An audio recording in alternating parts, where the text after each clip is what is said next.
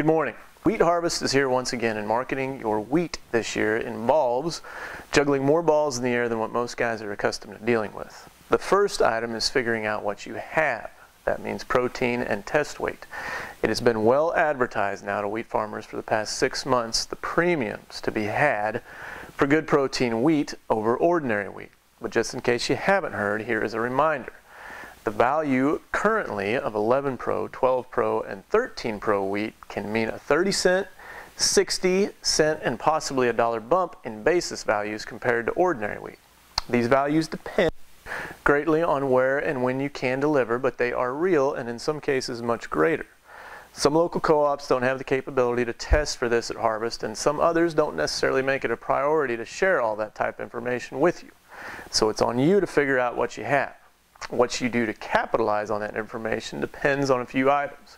Do you actually have quality protein wheat? Do you have any on-farm storage? Where can you deliver, or can you arrange a pickup bid?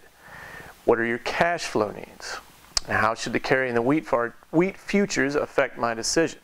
Everybody's situation will be different, but nobody is operating with fat profit margins growing wheat right now. And finding some value in an area that you may not have explored in years past could very well end up being your diamond in the rough.